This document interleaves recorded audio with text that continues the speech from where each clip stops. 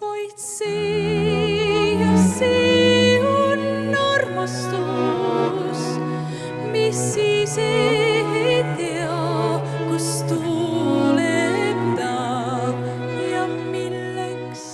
Vaid see on armastus, kui kivine roos ta puutes saab